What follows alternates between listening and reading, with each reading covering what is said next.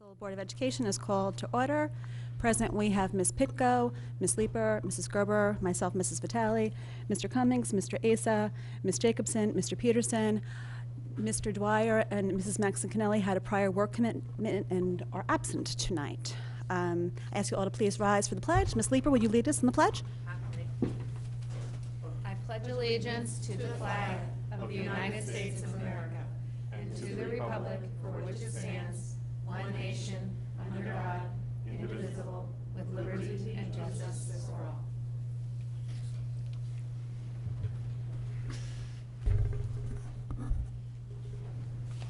Phone's off. The public comment. If any members of the public would like to come and give comment to agenda items, come forward at this time. Please leave your name and address for the record. No. Okay, seeing none. Board members.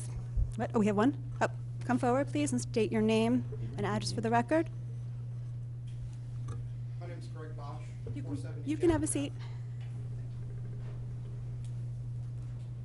This would fall under fill pile testing. Specifically, I want to talk about Stratfield Elementary. I'm very sorry. My apologies. Can you hear me okay? Again, my name is Greg Bosch. I live at 470 Jackman Avenue.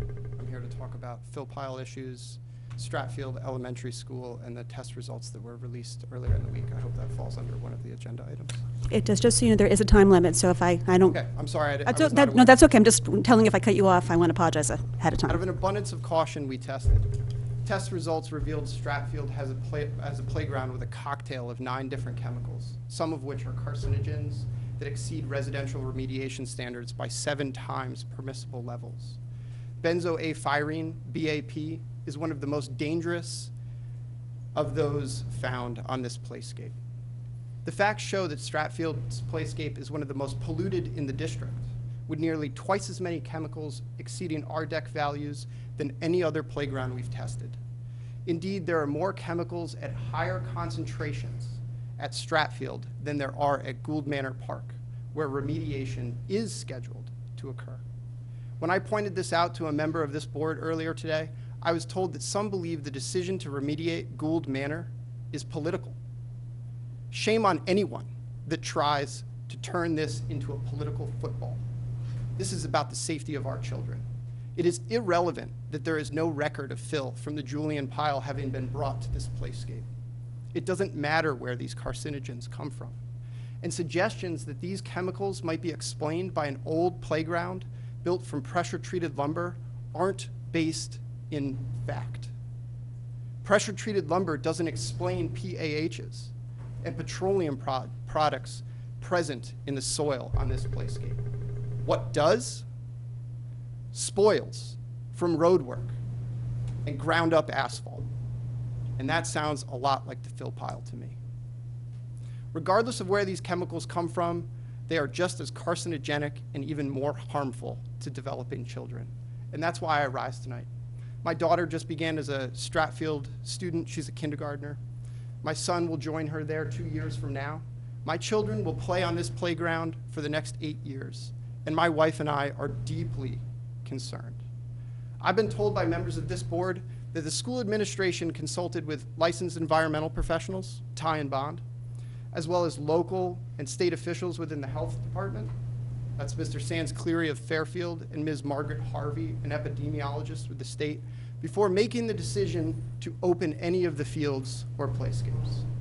For the past 5 days, ever since the day the testing data and decision was released, I have been asking for a written report from any of these individuals, departments, or organizations that the playground at Stratfield Elementary is safe. I am unsatisfied with Ms. Harvey's conclusory letter. Mr. Bosch, I'm sorry. I'm unconvinced that wood chips are That's the time. best possible solution for protecting our children, and no one I've spoken to from the town can explain the science behind Ms. Harvey's conclusions. Thank you for your comment. Will I have an opportunity to finish my statement at the end? No, you've reached your limit for public comment today, but thank you for taking the time. That's unfortunate, because there's much more information that I've learned over the past few days that I feel should be shared with this board. If you have something in writing, you can submit it to the board in writing. We The will rest of do- my statement will be submitted to the board this evening. Thank you. Thank you.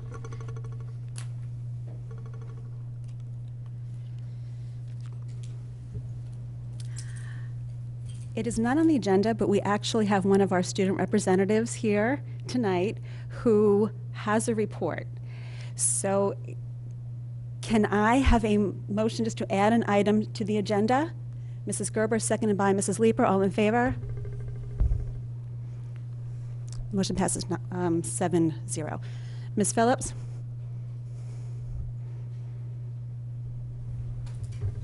Hello, everybody. Hi. How are you? Can you just, your name and Yes, school so for the I'm record? Lily Phillips, and I'm here to talk about Fairfield Ludlow High School. Just going over some recent events. We recently had Constitution Day, which is on Tuesday, September 17th.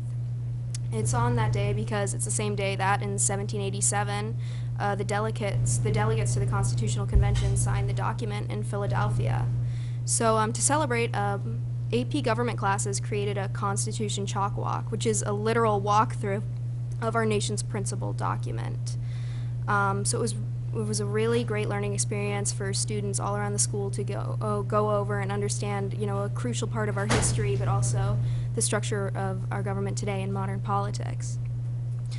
And last Friday as well, a significant group of students, accompanied by FLHS teachers and staff, staged a walkout in the name of climate change. The movement is a global effort led by students around the world, and it's a really great thing to see our politically active students at Ludlow. So yeah, thank you. Thank you. Any questions for Ms. Phillips? Thank you for taking the time to prepare that and for coming tonight. And we'll officially see you in the coming weeks at the table. Thank you for having me. Thank you. Okay, moving on, update environmental testing at school fields. Mr. Cummings? Good evening, everyone. I'd like Mr. Papageorge just to come up because there may be some questions directly to him as part of this report. But essentially, I have an update on 3 of our sites. So let me start with Strathfield. We have received before the board meeting tonight a letter from the environmental consultants Ty and Bond, which explains their reasoning, and we will post this letter online tomorrow on our field's website. But essentially, what the letter from Ty and Bond and from Jim Olson, who's the consultant that's been working with both the town and the district around the field testing, he describes their recommendation that the mulch barrier at Strathfield is sufficient to the concerns that have been raised around the testing results, or what the testing results revealed around that playscape. So we will post that letter as well. It confirms what we had already heard from Meg Harvey from the State Department of Public Health. A couple other pieces of information there. We have determined that in the past, that playscape was the site of a playscape, or an older wooden playscape, but prior to that, it appears that it was a site of a parking lot. And so that would explain the compounds that were discovered there. We looked at the site today. One of our staff members went out to the mulch pile today underneath the playscape and determined that there's 2 feet of mulch there, and underneath the mulch, there's actually a rubber membrane that protects that sits below the mulch and above the soil. So again, the reasoning behind Ms. Harvey's recommendation, the reasoning behind Ty and Bond's recommendation has been to prevent the direct soil contact from anybody from reaching the soil. And again, it is their recommendation that protection that we have in place is sufficient to that need. I mean, I want to emphasize, nobody, we all take very seriously any of the results we find. And we react very deliberately to those results and cautiously to those results. We are very much in service of those who know best around those and who can provide their recommendations in this. And again, in this case, we've received the same recommendation from both the state as well as from Ty and Bond in working with Mr. Cleary and with our own staff and Mr. Carey around and making the determinations of what we're going. So I don't know if you want me to stop before I go to the other sites and hear any questions about this? Yep. Any questions about Stratfield? Ms. Picco? Through the chair to Mr. Cummings or Papa George, I don't know who can answer this.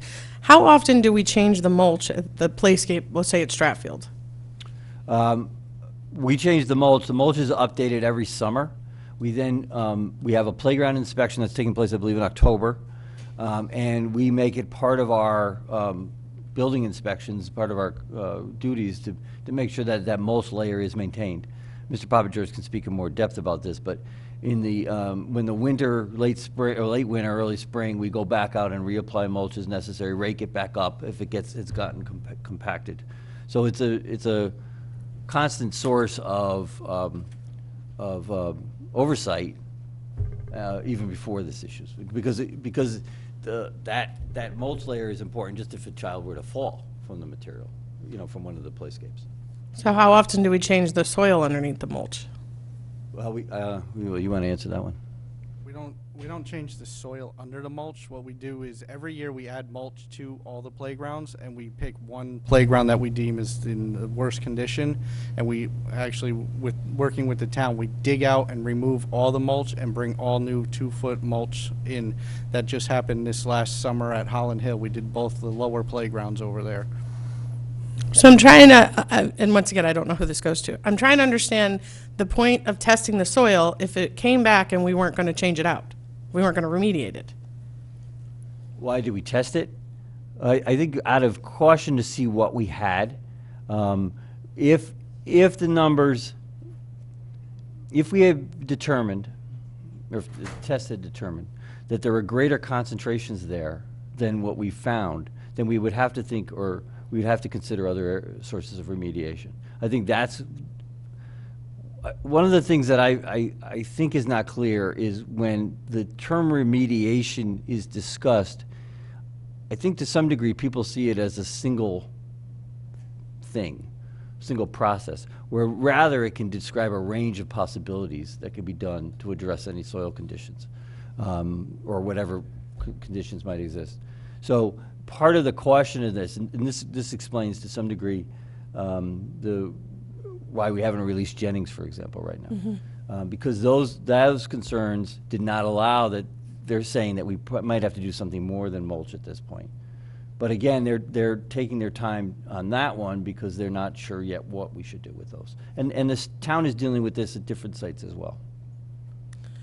I think the feeling is that we tested positive for something, and the concern is that we're just leaving it there. I can understand the concern of, well, we know there's something in the soil. Why aren't we doing anything to remediate it? Like you said, they don't know all the definitions of remediation.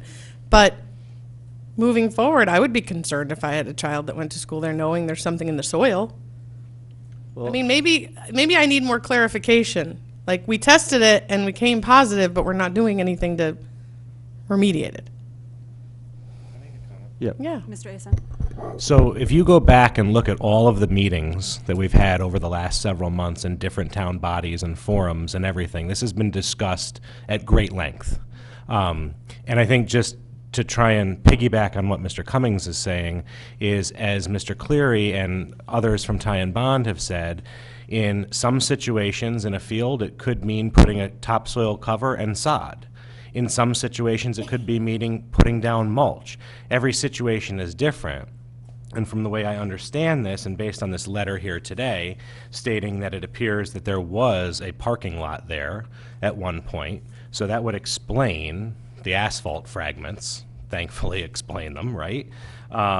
So in this situation, as has been said all along, there will be situations where it could be a barrier. So the way I understand it, and correct me if I'm wrong, is the barrier in this case is the 2 feet of mulch, and then today they found that there's that rubber membrane there under the mulch, so it's actually, sounds to me like it, I don't know if that's an extra protection or not, but to say that that we haven't covered what remediation is, I don't follow your line of logic there, because it seems to have been discussed ad nauseum to me over the last couple months. So in this case, it seems like the remediation is mulch, hence it's there, which is why we're not doing anything. At Jennings, it seems like, I don't know whether it extends or whatever, but they're continuing to work because they're saying that it's quite possible that it could come back,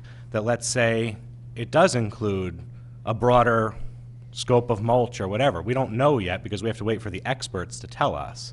But I just wanted to make that point because I don't follow what you're saying there. No, I just think it needed to be said. It was giving the idea that we were just leaving it there. We weren't. We did have a plan, but the plan was not coming across as if we were remediating the issue of the contaminants there. Do you get what I'm saying? If you're a parent of that school, you believe we're just covering it up. You don't actually think that we're doing something about it.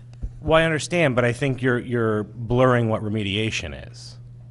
So I think instead of causing further confusion, I think what we're trying to get across here tonight, which is what I understood, was that the form of remediation in this case would have been to add mulch. It was already there, so that's why we're not doing it. I'm just trying to clear exactly what you're saying. That's why I brought it up. There is a map also of the site just in your packets. I know that you probably have all seen it online, but if you look at the map, I think you can even see that there was a blacktop. I'm suspecting that the blacktop was there first. They needed to build a playground, and that corner of that square of that blacktop was probably, I'm somewhat blind, was broken up and a playground was put there. I'm not a scientist, I'm not an expert, but in terms of sitting through these meetings and hearing that there are different definitions about remediation, that in this case, given the levels and the guidance that we have received and the fact that there is a rubber mat separating the soil from what will now be 2 feet of mulch, the exposure is less. That children are not going to be in contact with this soil because it is under a rubber mat and under 2 feet of mulch. And now that we know that the soil has these contaminants, we can be more diligent, not more diligent, but assess the maintenance schedule for that playground. Vigilant. That maybe the mulch needs to be assessed, the depth of the mulch before spring, and we let the kids out to make sure that we are maintaining the 1 to 2 feet of mulch. And that is possibly a new course of direction for the maintenance crew. Is that correct, Mr. Papa George? Currently what we do have early spring, as soon as the snow is off the ground, we have our landscaping contractors go out, they rake up and take measurements to make sure we are meeting the minimum depth. And then over the summer, before school starts again, we add additional mulch because it does break down over the years. So we are always continuously adding mulch so that we don't go below the levels. They're recommending, I believe Ty Bond recommended the 1 foot to 1.5 foot, and we're at most sites we are maintaining a 2 foot clearance for the mulch. We've actually gotten some parents pushing back because the swings are hitting the mulch, so we have to shorten chains now, but they are there. Mrs. Gerber. Yeah, I just have a question about the membrane that's over the dirt. How long a lifespan does something like that have? Is it, well, first of all, do we know when it was put there? We don't.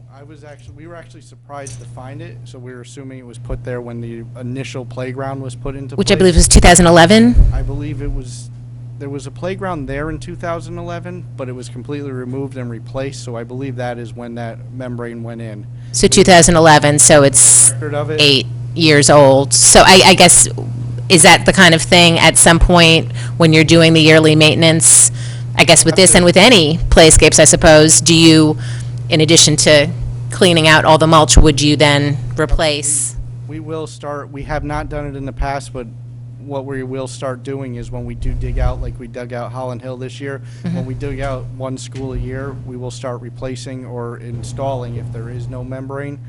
But all the ones that Ty Bond did their testing on, they were coming across some type of membrane, and he did take photos of it and say that it looked to be as intact from what they could tell. So it's in good shape.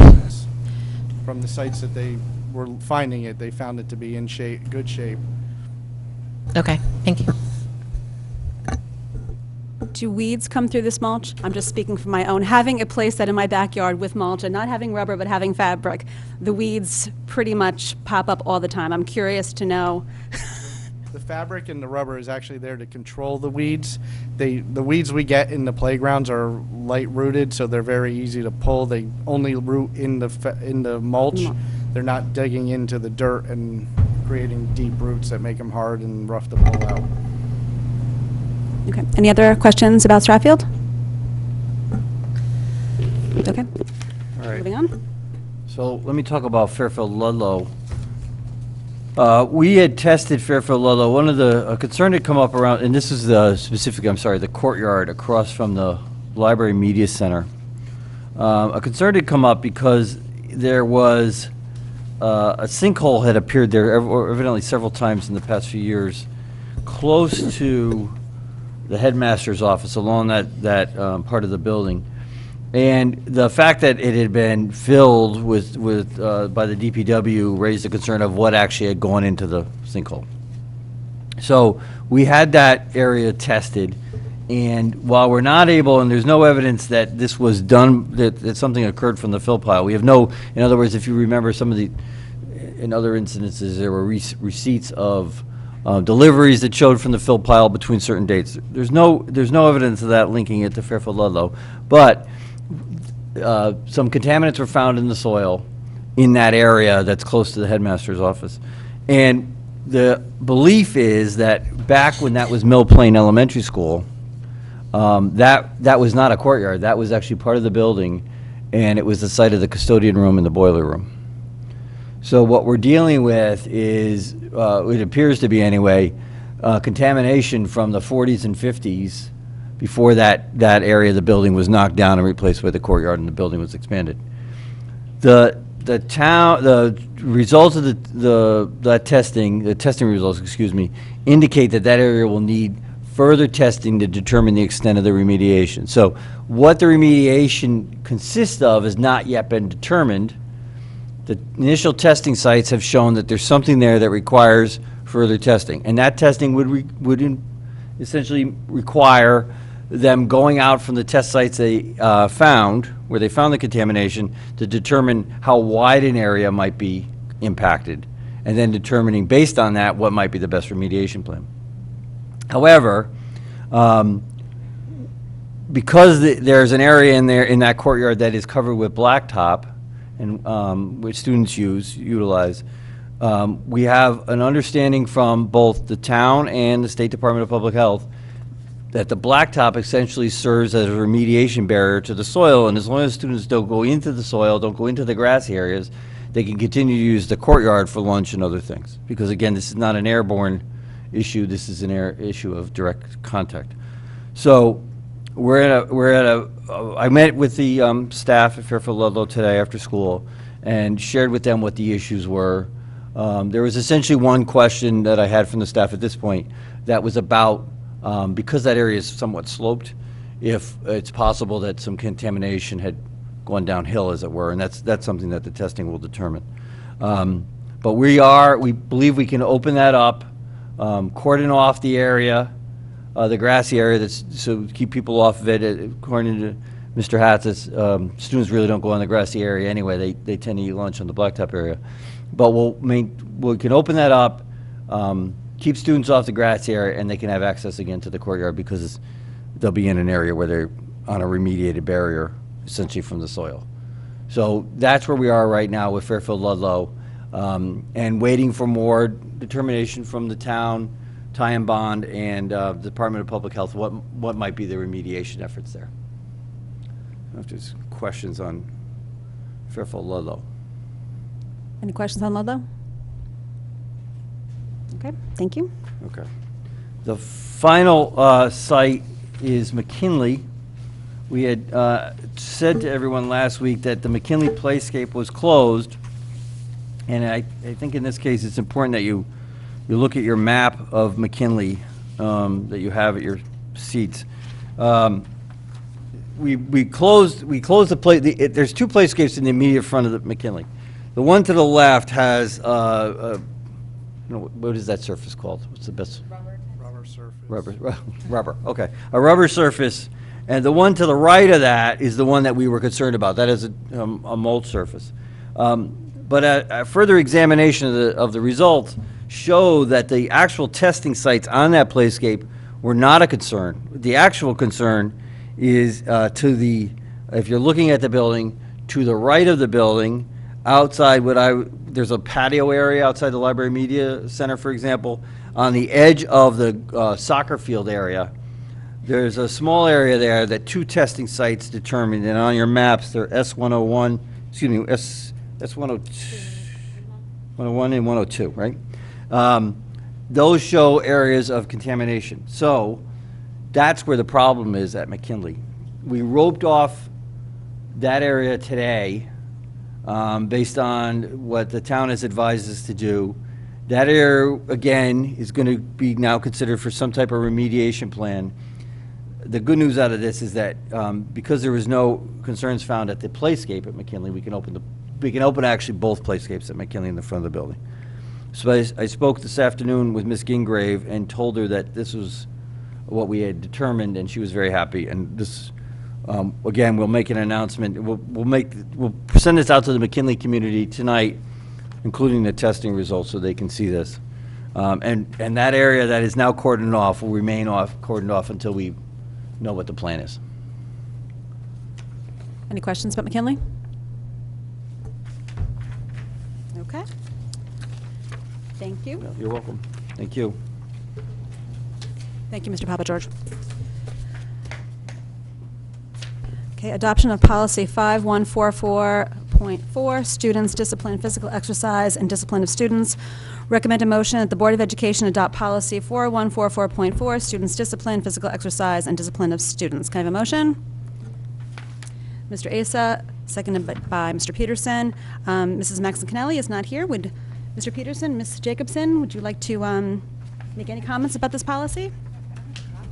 Pretty sure I have a copy. We got it last week.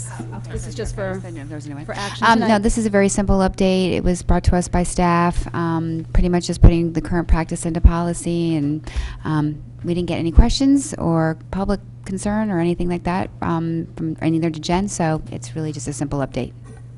Does anybody have any questions? This is a voting item to the public. Does any members of the public like to speak to this motion? Okay, seeing none, back to the board. All in favor? Ms. Picco, Ms. Leeper, Mrs. Gerber, Mrs. Vitale, Mr. Asa, Ms. Jacobson, Mr. Peterson. Motion passes 7-0. New business approval of educational specifications for Roger Sherman Elementary School. Recommend a motion that the Board of Education approve the educational specifications for Roger Sherman Elementary School as enclosed. Ms. Pitko, seconded by Mrs. Gerber. Mr. Cummings, do you want to just give us a quick update of why we are seeing this? Yes, I believe it. Mr. Papa George, I don't know if you want to return to the stage here, but that is essentially, as I understand the issue, that the stage in the APR was initially part of this phase and has since been removed. Is that correct? I don't think it has to do with the stage. Oh, I'm sorry. What you're looking at is the Ed Specs page 1. The change was the superintendent's name. And That I should know. And some revised dates on that page. Ed Specs page 2, first paragraph, we deleted a section that said that we were going to upgrade to all codes, fire, police, electric, and that is not the case. We are upgrading areas of the building that we're currently working in, so we're not doing all codes, so they wanted the wording changed and removed the word all. And then the last part you're looking at is the lockers were removed from the Ed Specs because the state said it's not a reimbursable expense, so they wanted it removed. So those are really the 3-4 changes you're looking at. And to Mr. Cummings' question, being that the Ed Spec has some updates for the common core spaces, area of assembly, seating 550, and the student lavatories, which most probably are not happening in Phase 3. Will that be an issue when we go to the state for this? As of right now, no. These are the requests that the state had when they reviewed the ed specs. Okay. Those were the only requests. And just to remind the board, the lockers were installed this summer, and some of the upgrades they started, the life safety code already. That work has already been done, some of it. Okay, any questions? Ms. Jacobson? Just on the stricken section on the building codes, life safety and fire codes, I see that the whole piece has been struck here. If the concern is just the word all, is there a reason why we're not rewriting this in a way that indicates that some is being done, but not necessarily all? I mean, it just reads as if we're doing none to me at this point. I can look into that. I don't have the answer for you. We were going by what the state was recommending the wording be. That's why we came up with that wording. Are any of those items reimbursable by the state? The ones that we are doing? Life safety are reimbursable. So does that pose an issue that we're striking the entire sentence then in terms of our reimbursement if it's not in this ed spec? Unfortunately, I would have to look into that for you.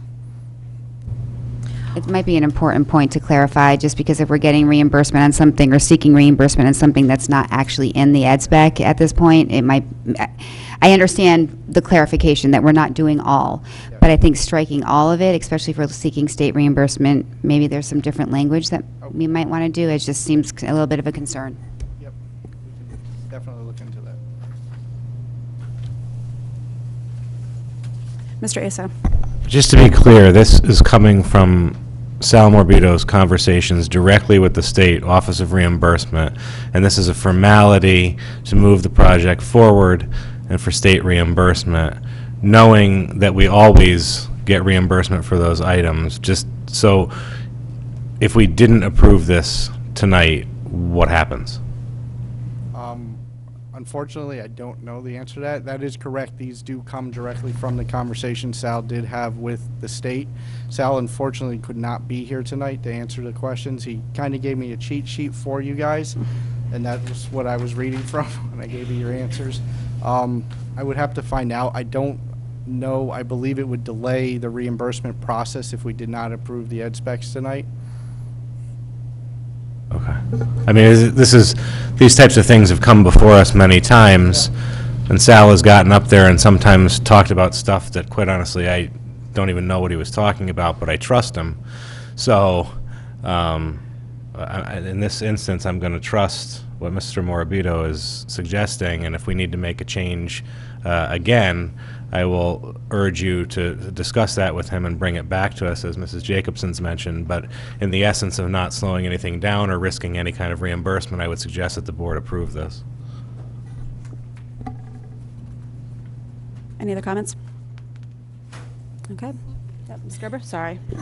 Well, just to just follow up what Mr. Asa just said, so I guess, would it be possible just to double check with Mr. Morbido, and should there be an issue, any revisions could be brought back to us at our next meeting, which is in 2 weeks, so, or 2.5 weeks, and there wouldn't be any slow. No. 2.5 weeks isn't going to make a difference in terms of this project or anything like that. So if there could just be clarification, and if for some reason it would make sense to have that language put back in, or part of the language put back in, we could do that and approve it at the next meeting without there being an issue. Okay, great, thank you. Do you think Mr. Morbido is reachable? Do you want to, if we possibly just table this for now? I could attempt to do so. He had a prior obligation tonight, so I don't know what his availability would be. Okay, I am along the same thinking as Mr. Asa and Mrs. Gerber, just to move forward on this, based on conversations with the building committee, that it really was guidance from the state on what they wanted to see changed in their meetings with the building committee and Colliers. So I'm comfortable moving forward right now, and if it needs to come back to us, it'll come back to us. Okay, seeing no other comments, we can go to the public now. Any members of the public like to speak to this? No, just Oh, if we could just get regardless whether we don't need to take action next meeting, if you could just provide an update Absolutely. to address these, that would be great.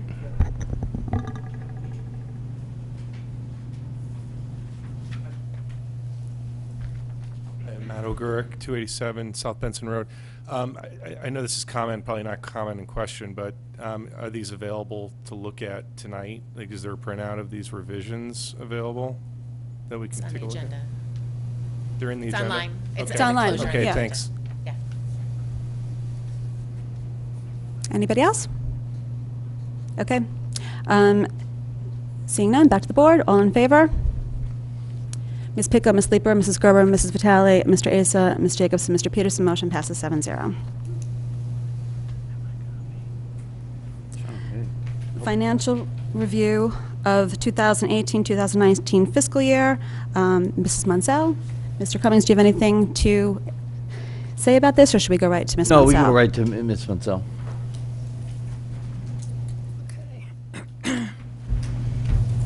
All right, so 1819's history. I thought I'd take you down a brief walk down memory lane, because I had to do it myself doing the report.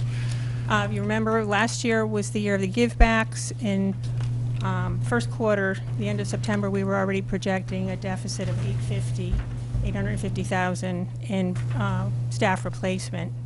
And that's too early in the year to do a full-fledged projection, but that number in and of itself was alarming enough where we were compelled to take action, and we asked the schools for a give back. They gave us 10% of their available balances, and departments gave us back any projected balances that they expected at the end of the year. So that totaled just over $1 million. We also held about $365,000 in capital, just to be on the safe side. By the second quarter, that deficit had risen to, for personnel services, had risen to 1.2 million fully staffed for the entire year. Up until that point, special ed had held its own. It was balanced, but between the give backs and other projected balances, the budget was balanced. Third quarter, personnel services, the projection had improved, so it was just over $530,000. We were also more comfortable projecting a balance in health insurance, but by that time, special ed had turned into a deficit situation of about $670,000. So at year end, you'll see in the column report with the transfers that we'll go over. The balances in personnel services changed slightly at the end because we had taken the Medicaid revenue that we received. We were originally applying it to personnel services, and we moved it down to pupil services. The special ed deficit increased, and in support expenses, we purchased anything that we possibly could for instructional resources, to the extent possible. Some of those resources were more appropriately classified as capital, so they were purchased down in the capital area. So this is something you've seen before, but we changed it up a little bit in that we gave the give backs. We showed the second column is the projected end of year balance on 6/25, and then the actual balance, and column 3 is the actual balance without the transfers that you had already approved, but the actual balance on 6/30. The fourth column is the balance on 7/31, which is our actual hard close. Column 5 are the transfers that you had already approved. 6 is the balance after those approved transfers.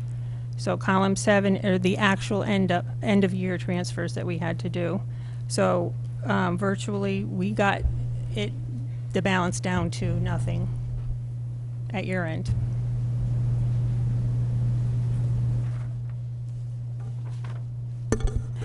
Ms. Pitka? Line 39, pupil, it says other contracted charges and miscellaneous. What would fall under that column? The mail services, late buses are in there. Okay.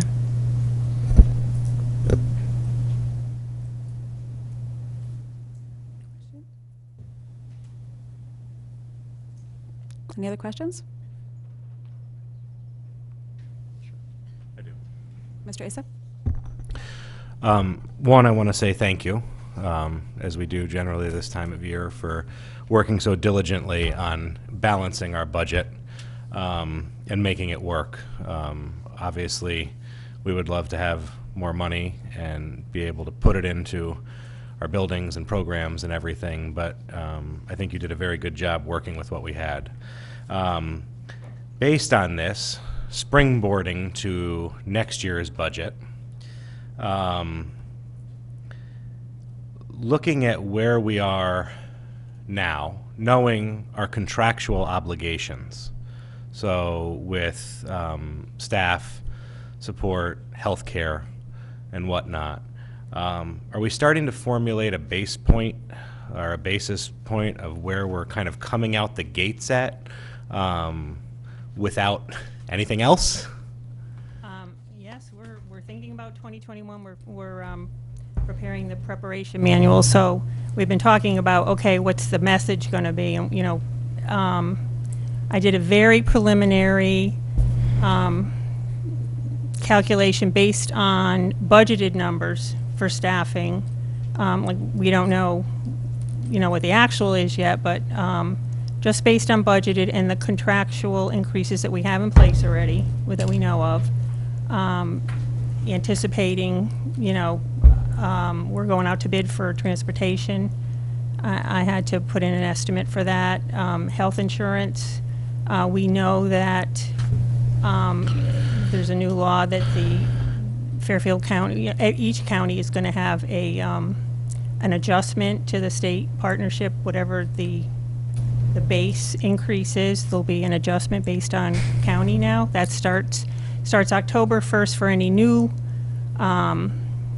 members, but July 1st for us. So I had to project that in. So we're coming up to over 3.5%. Just with that. That's nothing else. No. It's nothing else. No other increases.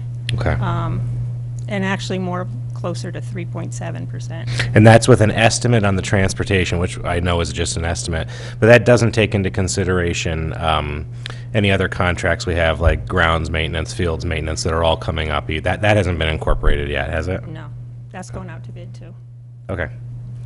So we're going to be looking at some work. Okay. Thank you. Any other questions? Thank you, Ms. Munsell.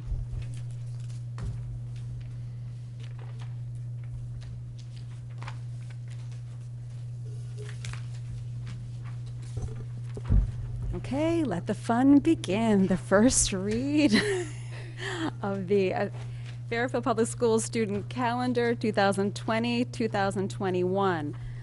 Mr. Cummings. Thank you. So we have developed the first draft of the 2021 school calendar. A couple things at play in here. As we developed it, we looked into while the state has backed off on the past expectations around a district calendar, excuse me, a county calendar, we still rely very much on the CES calendar, which has not yet been approved. It's in draft form as well. But we rely on that because of shared services with CES. You know, we have students who attend CES schools. We have, we're going to be relying on Bridgeport to adjust or balance their calendar as well because of the aquaculture program. So these are all things that we try to take into consideration as we're developing our calendar. We also looked at the fact, just a couple of dates in here. Labor Day is as late as it can be in 2020. It is September 7th. So that pushed back the start of school, potentially could push back the start of school, but with the caution that we don't obviously want to get out too late. So we looked at an idea of putting the teacher professional days in the week of August 24th, specifically the last 3 days of that week, the 26th, 27th, and 28th, having a weekend, and then having the students start on a Monday rather than what they've started in the past, which is on Thursdays. This would give them essentially 5 days prior to Labor Day, and then that would allow us to get out on June 14th, which is a date we feel comfortable about. It's a Monday. It gives us several days that week if we get pushed back by snow. But we really, as we know, we don't want to go much later than that just because of temperature concerns and heat in the buildings.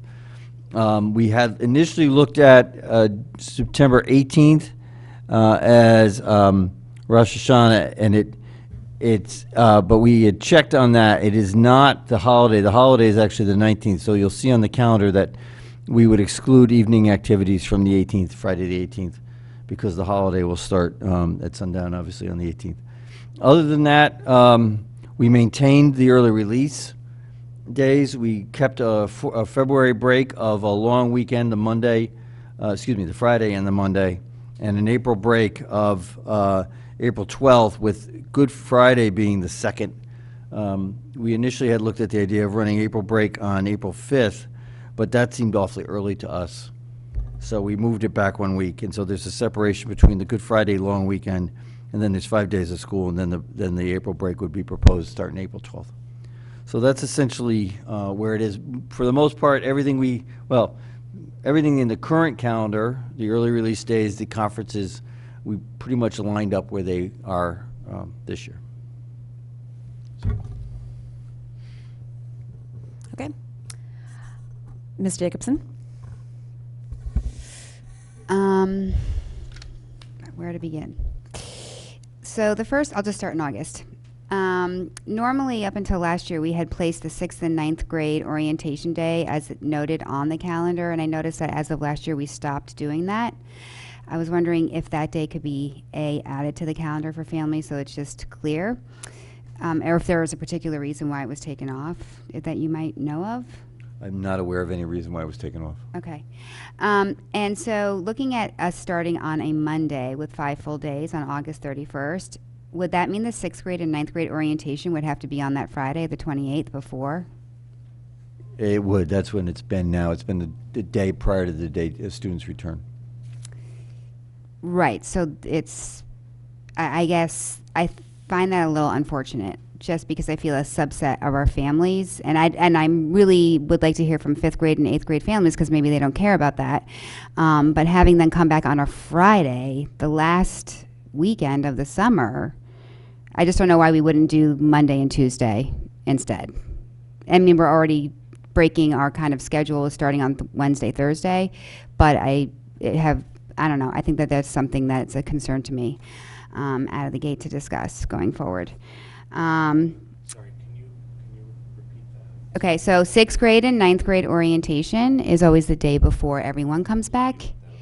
So I would want that on the 31st and everyone start Tuesday, if we're going to break from our Wednesday, Thursday, which I can understand. I mean, it's late and Labor Day's late, but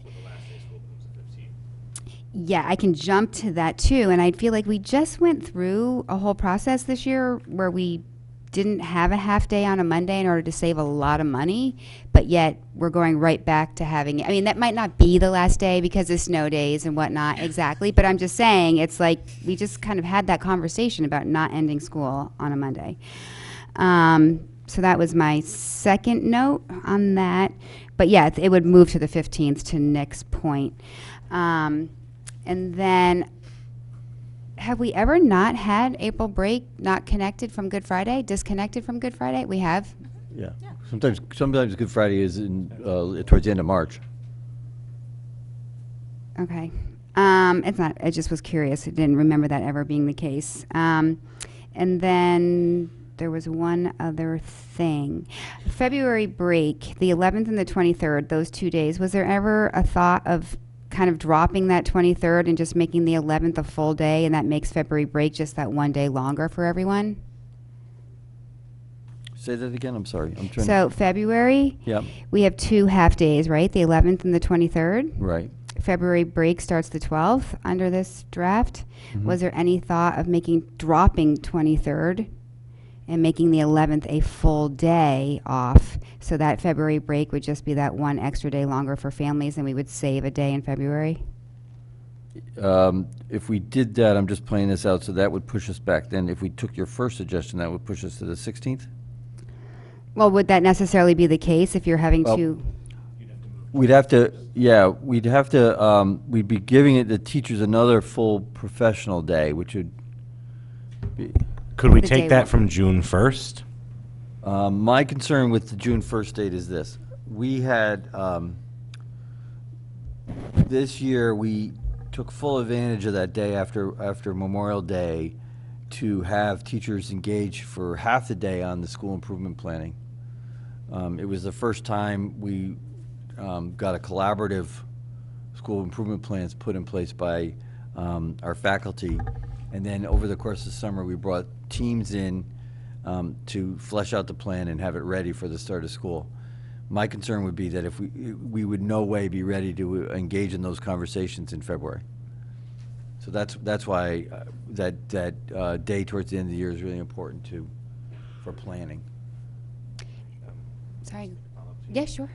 And I think it's also worth noting that last year we had 4 early releases in March, and instead in February now we're having 2 in February and only 3 in March. So No, the days are staying the same. I mean, I understand that. No, they're not. They're not. They're changed. Well, they're changed, but I mean the total number. Yeah, yeah, I but meant the but you total were- number is No, the no, same, no. But right. when we say last year the 23rd actually wasn't an early dismissal. Right. So No, I didn't. just a I point of didn't mean- clarity. Yeah, I was just curious if we could extend the February break by one day and collapse that. So, but those are just some of my thoughts on the out of the out gate. Christine, I have a question that piggybacks on that. That's on. That's it. Ms. Picco? I know from conversations last year that people were concerned about the number of half days, the early dismissal days, and if my math is wrong, there's 14 of them built into the calendar. So I think if Mr. Cummings could just go through how many are actually parent-teacher conferences versus professional development, because there's also 2 full days built in during the actual year for teachers.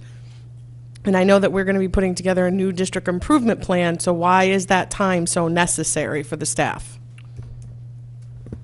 The teacher professional development days? Well, there's 14 Yep. early dismissal days. How many of those are actually professional development time? We have 6 early release days, early dismissal days for for pre-K 5, for conferences. We have, and then I'm just looking, I think in middle and high, we have 4 related to conferences, if my math is right. We then have an additional day for the high school for, 2 additional days, for the high school for testing.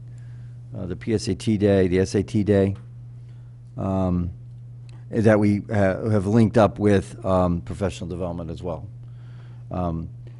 What I would say around the professional development, the focus in the past few years in the district has been a focus about building teacher capacity. It's really 2 things. Increasing teacher capacity around the work we're doing. That would include professional learning in any type, particularly around instructional matters. It allows departments who are working on curriculum revisions time to do that. I would say today we had an early release day. I was out in 2 of our middle schools and 1 of our high schools watching the work that was going on. In 2 of the schools, there was follow-up work to the school improvement planning process that had begun this summer and the plans that were in place. Another school was working on making connections between staff and students, social emotional learning. And then at both middle schools that I visited, as well as at the other middle school, there was conversation starting around the new middle school schedule and gathering teacher concerns and ideas about how to make that better. I would say to you that each of the days that we send students home early to engage the staff, we have a commitment that time is valuable to our staff. We need that time. If we don't have that time, what's going to happen is we're going to have to It have a budget impact on summer work. But even if we were to compensate for that time with summer work, it doesn't deliver the on-the-time support for teacher learning and growth that happens during the course of the school year. So, for example, what the things we're trying to do at the elementary this year is improve our SRBI processes in math and behavior. We've deliberately timed out through the course of the year those early release days to coincide with both the election day as well as other Tuesday afternoon time that we already have to build a syllabus essentially of professional learning experiences timed to the SRBI calendar. Those are things that we try to do and to put in place so the learning is immediate and timely. There's really no other way to provide our teachers the support they need to move forward in their roles. Thank you. Mr. Asa. And I'm sorry, I just want to add one thing. We are very conscious of the, and we talk about this all the time, and we preach this all the time. We're very conscious of the impact that this has on families, and it really is it's a matter of value to us that the time that the teachers have is not only valued to them, but is worth the time and the impact that it has on families. We take that role very seriously. Mr. Asa. Sorry. The one thing I don't see on here, and I don't know if it's just referenced in past calendars or not, but what about the SAT day? That's usually, is that just normally listed on the calendar as reference, or does that affect the calendar at all? That's an early release day, and that should be on here. I think we had that day. Sorry, I didn't catch it earlier. PSAT. PSAT, We have that. October 14th. Yeah, but there is a SAT day as well. But it's not early dismissal. Yeah. Well, the state gives you two possibilities for it, and we selected this year. I believe we selected the April date, or maybe we had to avoid the April date. I apologize. I forget which one we picked it, but we'll have to get that on there. Okay, but that we'll be able to get that on there so it doesn't affect anything else that No, we're looking it doesn't, at. no. Okay, thank you. Mr. Peterson. Thanks. I just want to make a couple of comments, and I'll be brief, actually. I just want to say that over the past couple days, I got very excited. I tore the calendar apart because I saw that there might be an opportunity, and I'm sorry I subjected to a couple of individual members of this board to my unrefined thoughts. I thought there would be a possibility of returning to a full week February break. It is a thing that I think parents would be happy about, and there's absolutely a way to do it. However, a lot of consideration went into what I'm going to say now, and I think that it's useful for me to go over this every year because it convinces me that the space is just not there. And we may be able to revisit this topic at a point where our schools are air-conditioned from top to bottom. Yeah, I did pull weather data as part of my thinking about this, just to be clear.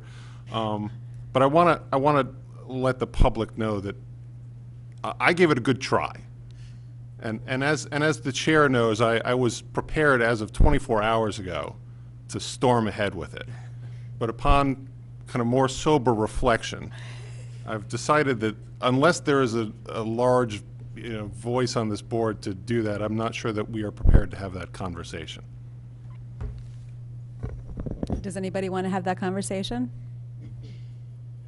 Knowing that it would mean starting earlier or extending later, and knowing that we don't have air conditioning in all of our buildings. Okay, seeing Mr. Peterson. No, but in fairness, there are pluses to it. I just There are list them. absolutely pluses to it. And I think that probably every single person sitting at this table has spent some time with the calendar trying to find a way to make it happen. Ms. Lieber. Through the chair, I would be interested in you making a case. I would be interested in hearing it and starting a few days earlier. It's 95 degrees We- in air-conditioned schools. The theoretical end of the longest day in a scenario where we begin on the last Monday in August, the earliest the year could begin would be August 25th, and the latest that it could end would be June 25th. And actually, the June 25th dates historically are cooler by a marginal marginal amount than the early April. So I'm happy to have a private conversation with you about the data that I pulled. But again, I'm not sure that the hunger is there in this group. I think it's premature, and we can revisit it at some point when I'm sure we are past the point where I know your passion for getting our schools air conditioned has been realized. Ms. Jacobson. Just following up with perhaps some historical context on why we pulled February break to begin with. I mean, besides the weather, obviously, but wasn't it also? Well, yes, PD, but also I believe there's only so many days, and not to focus this on what happens in March and April in our state, but a certain amount of content has to be covered in order to best,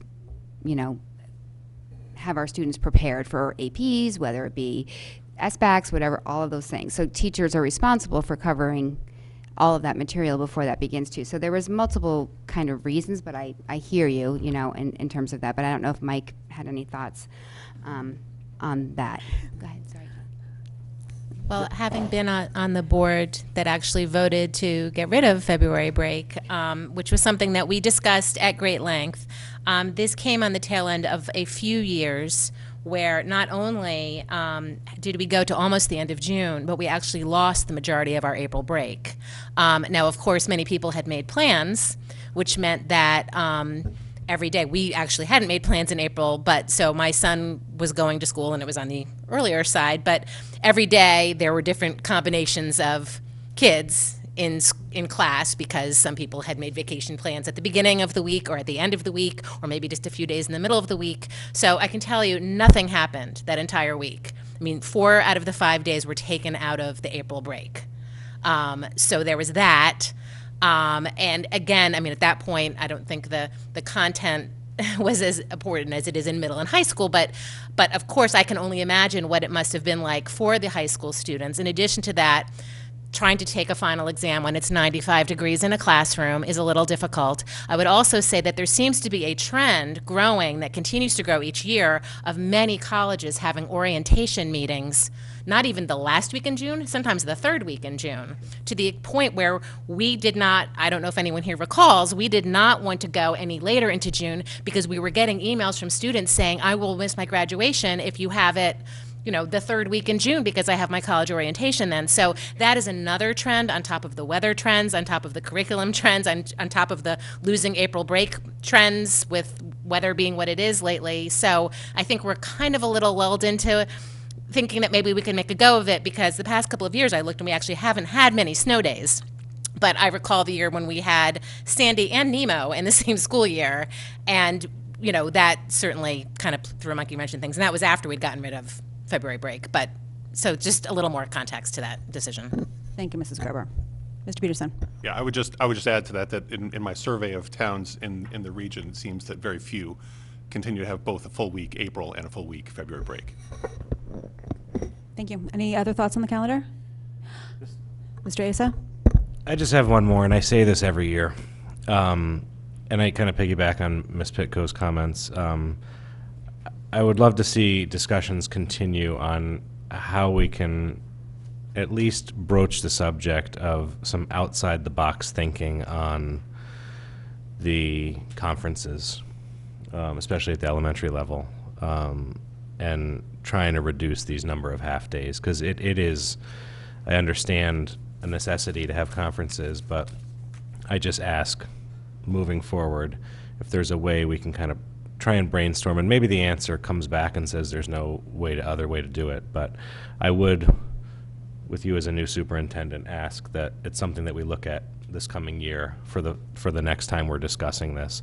And the other question is around middle school conferences. So I'm not there yet. I'm at the elementary level with my kid, but so the middle school conferences are here in October. It looks like all 3 of them. Is that it?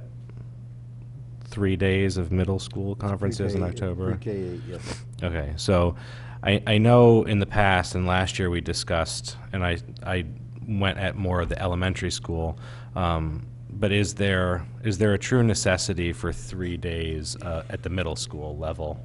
Like, would it be possible to make one of these 8th or 13th, a PK5? Just food for thought.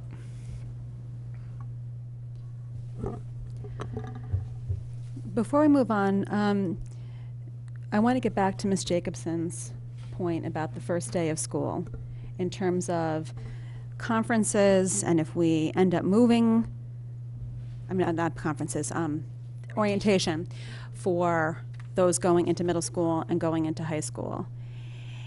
Do you have you want to move it to Tuesday? Is that your suggestion? Anywhere except Friday. Okay, so if, for argument's sake, it gets moved to Tuesday, September 1st, what would that do to professional development day? So then it would be 2 and 1 for the professional development day? And would that create problems for the PD? Or in terms of the work that's done?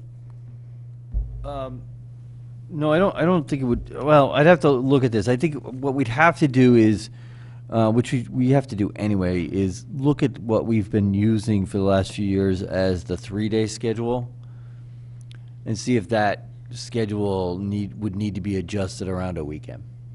That last day, again, it is an orientation day. So if we kept that as the orientation, would we change up what happens on the first 2 days? In this case, it would be the 27th and 28th. We'd have to. We just have to be cautious that in terms of any work that's happening either at the building or department level, nothing was interrupted. I think we could make it work. And it's okay if you say that's not, I'm asking just right now and for the discussion that if that's problematic, there's another option of bringing it, to the 3rd, and then having it similar to what we're doing now and having the PD on the Monday, Tuesday, Wednesday, students come back for the full day on the 3rd, and then it's Labor Day. That'll push the end of the school year. That would be my concern. We'd push us back to the 17th and only give us a day cushion there with that weekend. So I don't. Let me look at this a little bit. I think it's possible, but I want to talk it out with some of the curriculum folks and the principal, maybe a few of the principals. Okay, and to Ms. Jacobson's point about, maybe it's not an issue. Maybe families would have no problem having orientation on the 28th. But I figure we'd kind of run the scenarios if we want to address that point, both from public's point of view and for staff's point of view. Okay. Any other comments on this? Okay. Moving on, approval of minutes. Recommended motion that the Board of Education approve the following meeting minutes. August 27th, 2019 regular meeting minutes, September 10th, 2019 special meeting minutes, September 10th, 2019 regular meeting minutes. Motion, Mrs. Gerber, seconded by Ms. Pitko. And any discussion? All in favor? It is unanimous, 7-0. Superintendent's report.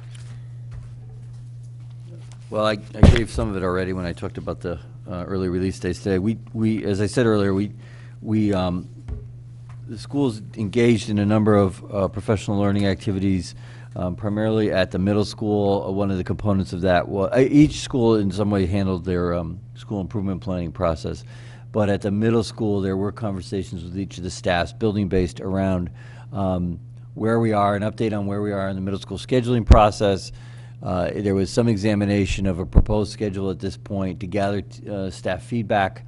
We gathered staff feedback on a Google form. I looked at a little bit of that this evening, and from there we'll begin to build responses. There's some common themes running through that we're going to begin to address. We are on target to bring to the board a presentation on a new middle school schedule at the second meeting in October. We have some things to look around at, FTE impacts, contract impacts. Those are all things that are kind of in play right now that number of pieces we need to iron out before we bring it forward to you. But I want to just give a quick thank you to particularly our middle school assistant principals who have been diligent on this from throughout the summer, and particularly over the last few weeks in developing scenarios. So. At the elementary, we did a lot of work as well around, as I said earlier, around SRBI processes, which we continue to work on and improve across the district. And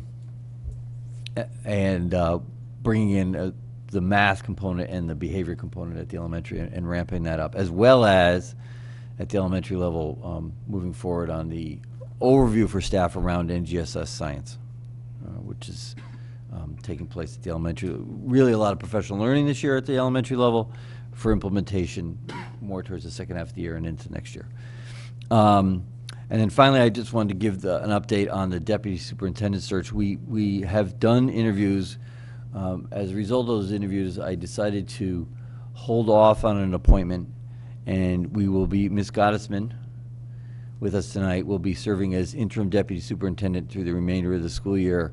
Our intent is to post the position again in late winter, early spring, when we believe that, one, there'll be a greater number of candidates in the pool as we move forward. But it also gives us some time to rethink how that position might work and function as part of a central office team. And I intend to take full advantage of that time. So that's it. Any questions for Mr. Cummings? Well, we saw you on some social media. The fire department. That's where I thrive. Can you tell us a little bit about?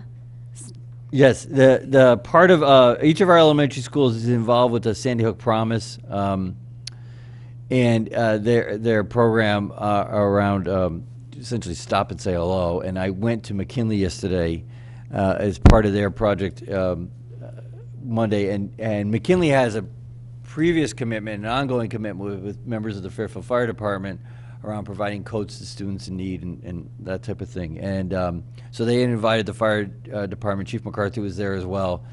There were about 8 or 9 firemen, members of the staff. And if you think about the lobby at McKinley, so all these kids are getting off the bus, coming in, they're being dropped off, and they're coming through the doors.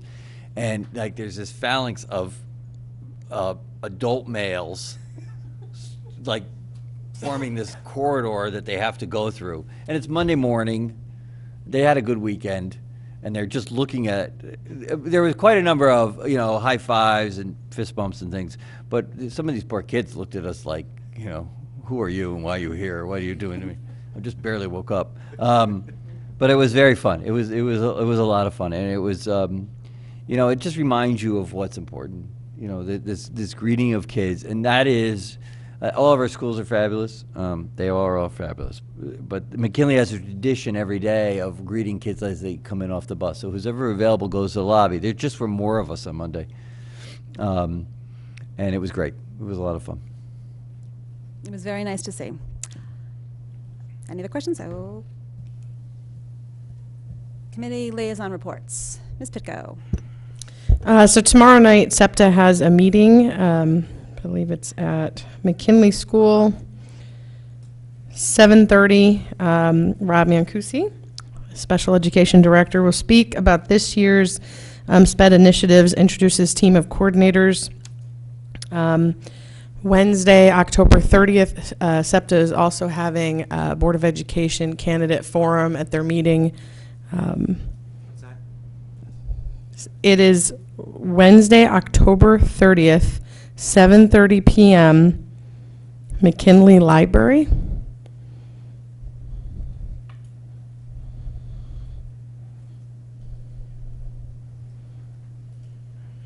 And their grants are open now for the staff if they want to start applying. And this past weekend, SEPTA members joined the Only You Foundation 5K. Probably wore their shirts and were there to answer questions of parents. Thank you. Any other? Ms. Jacobson? Hi. So just something from the state. In 2017, the General Assembly enacted a task force to look at special education funding in the state and how Connecticut funds special education. The final report was completed 2 years later this summer and is now available. Along the way, I've been keeping an eye on this, and we had talked about it with our delegation last year and just in CABE as well. So everyone has been keeping an eye on this and just tracking it. So I wanted to bring it to the board's attention. I sent it to the report to Christine and Mr. Cummings yesterday, so they could look at what was in there. It basically is looking at different models of funding special ed in Connecticut. I don't want to, it's very large, it's very complicated, and I don't want to get into the weeds on it right now, but I just wanted to bring it to the public's attention and to this board's attention to, I'd rather us learn about it right now and get our hands around it, and not need to know it if in case it goes nowhere, rather than something this large come up and us not be prepared for it while it's up in the air. So if anyone wants links to the mock model, the final report, it's about 170 pages, please let me know. But I just think it's something that the town and us should learn about now. Thanks. Mrs. Gerber? Nothing new on the Mill Hill Building Committee. In fact, their meeting tomorrow night, I just received notice, has been canceled. And just since I mentioned it at our last meeting, the Parks and Rec Commission did vote to approve option 11 for the marina renovation, and now that will be going to the other town bodies. And for me, just PTA Council had their first meeting. Mr. Cummings and I were both in attendance. They was very well attended. They made a standing committee for Diversity Day. Osborne Hill, just a reminder, they're in the middle of their Diversity Week this week. They sent an invitation to the board, just in case anybody forgot to RSVP. If you're planning on attending, just let them know. Okay, that's it for me. Open board comment. Seeing none, back to the public. Any public comment? Please come forward, state your name and address for the record.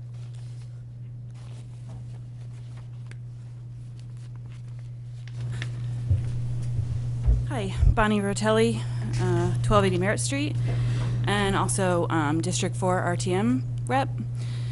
So I had a chance to speak with some Stratfield families this weekend at the Stratfield Village Association party in the park, which was great. And people are very concerned about the results of the playground. So, and I'm sorry I missed the beginning of your update on the field updates and the Stratfield playground, but it sounded like there's a bit of splitting hairs on the definition of remediation, and that burying it in mulch is good enough for some.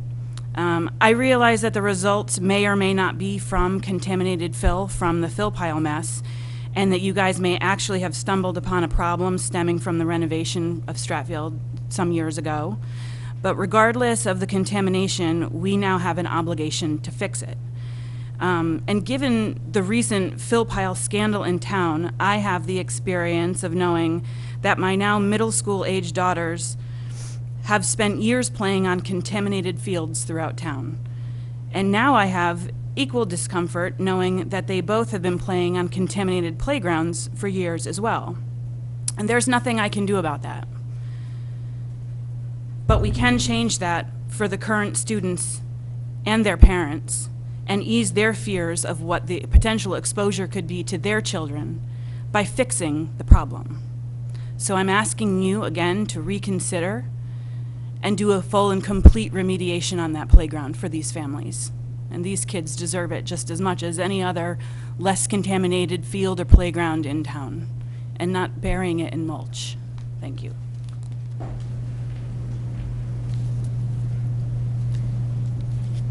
Any other members of the public like to speak? Okay, seeing none, motion to adjourn. Ms. Leeper, second by Mrs. Gerber. All in favor? We adjourned 7-0.